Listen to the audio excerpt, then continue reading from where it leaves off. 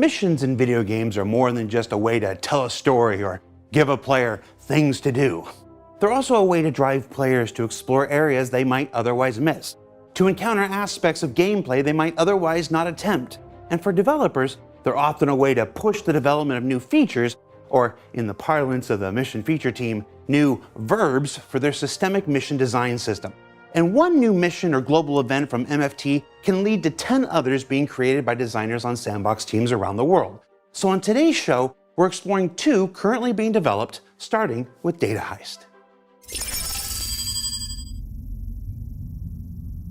So Data Heist is a brand new mission coming to the Star Citizen persistent universe. It will be one of the first missions from the organization of BitZero. BitZero are an organization of hackers. They're kind of rich kids that have kind of taken on the hobby of hacking and trying to almost being Robin Hood. They want to do things, but again, they're a bunch of rich kids. They don't know, ripping off a merchant for such amount of money is even a big thing for that merchant. So the player will take the mission, head to the location. In this case, we are using the UGFs. Once you're inside the facility, you'll have to gain access to the mainframe. Now you can do that in multiple ways.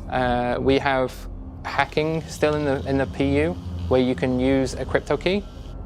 And there's also other methods that might be at the location that will help you access those mainframes, but I'll leave that for you to find. Once you've hacked into there, you then have to allow the hacker into the system. And then from that point on, he will do all of the heavy lifting with the uploading of the data from the servers. But what you have to do is maintain the safety of those servers so that their upload can actually follow through. We will then start to give you a couple of enemies populating the area because they're responding to, your invasion of their property. They'll come in and you'll fight them. At the same time, there's going to be the owners of those servers.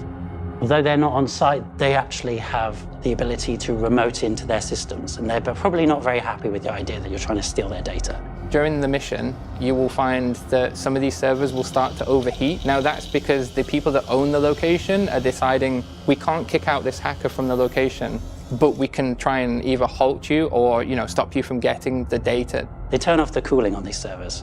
And so when the cooling's turned off, they're basically trying to melt down their servers, destroy the data. So they'd rather have a scenario where they destroy their data than let you have it.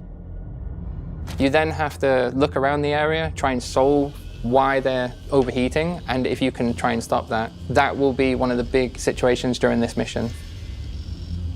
It basically just continues like that. You have a certain amount that you're supposed to have uploaded, and you need to defend them, and then you have to turn them back on, and it just continues like this until you either succeed or you fail.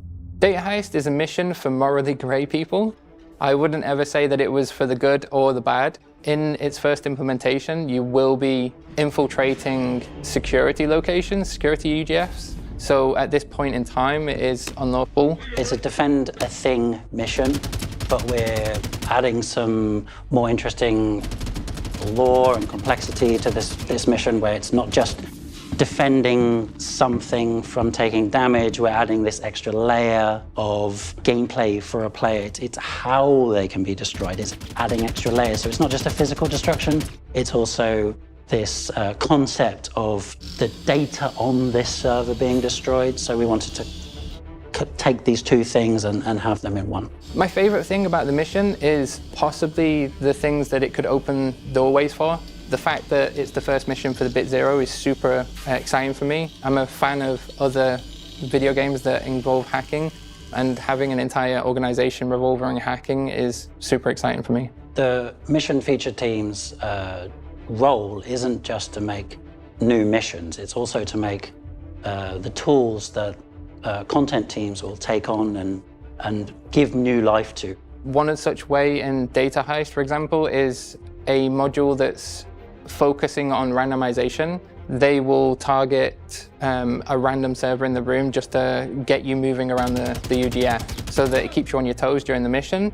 But this can be utilized by other designers for powering anything to do with randomization as well. So instead of always seeing the spawns from the spawn closets being at the same time, 5 minutes in or anything like that, you could be kept on your toes. And with a mission like Data Heist, that gives us several new tools in the toolbox.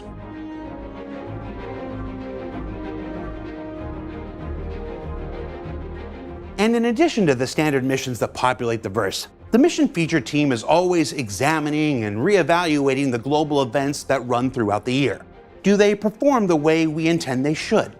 Not just in frame rate, but also in engagement, enjoyment, enchantment, entertainment.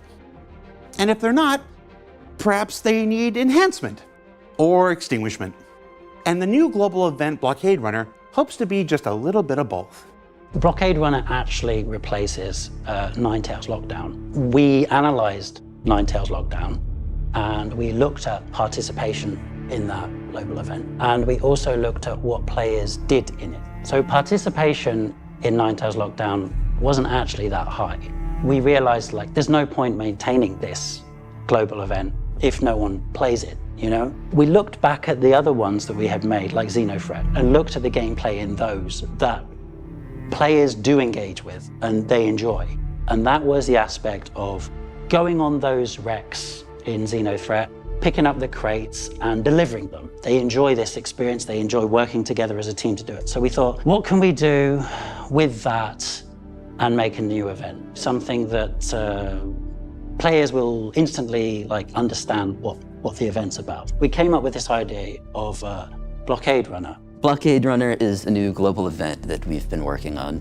In this event, there's a criminal faction that sets a blockade around some of the space stations in the universe. This makes trade and travel between these stations problematic, and their goal in doing this is to prevent the trade of one specific material that is important for the refinement of spaceship fuel. The idea is that a player will be called to help deliver a new commodity that is involved in the production of quantum fuel and deliver it from our LEO stations, like Everest Harbour, to its refinery sister stations. And we have to deliver a certain amount of this within a certain narrow amount of time. This material has a short half-life, so if it's not stored properly at a specific facility, then it will expire and become worthless, and you'll have to try again. When you arrive at the LEO, there'll be a blockade from criminals, and you will have to get through that blockade, land, buy this commodity as much as you can fit on your ship, then you'll have to take off, and then you'll have to brave the blockade again, and then QT to one of the refineries. On the way, you may be interdicted by more of these criminals who don't want you to get away. Target destroyed. And then on the other side, no blockade, but you'll have to get through that. Then you will land, and then you will sell.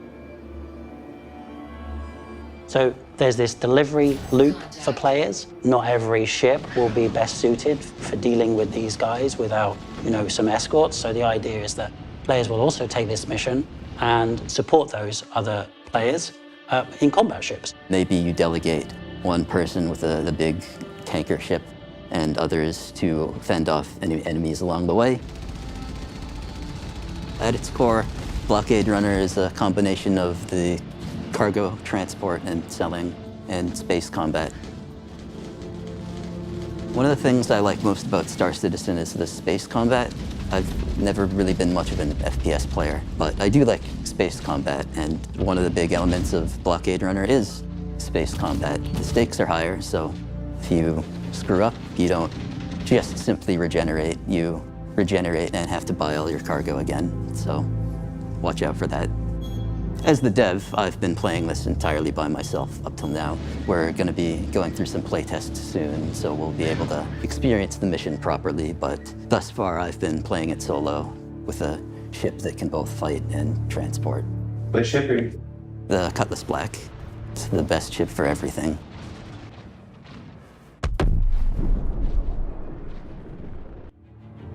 So, what did we learn this week?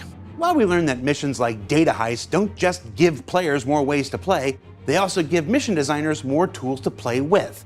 That, like every other aspect of Star Citizen, global events are continuously evaluated and refined and occasionally rebuilt and replaced when needed. And that Blockade Runner is just that, meant to replace the former Ninetales lockdown before the end of this year. Now, don't forget that there's just 3 weeks until CitizenCon 2953, the now 2-day event emanating from the Los Angeles Convention Center, where you'll get the biggest concentration of Star Citizen info, technology, features, visuals, and more, all beamed into your brains via Twitch.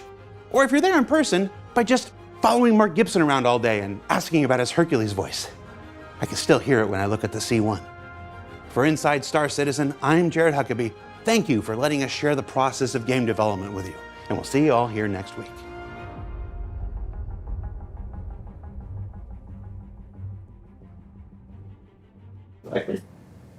So far, yeah. Like I said, I'm a big fan of the space combat, so that element works pretty well for me. Buying and selling cargo is fine too. Cut that part.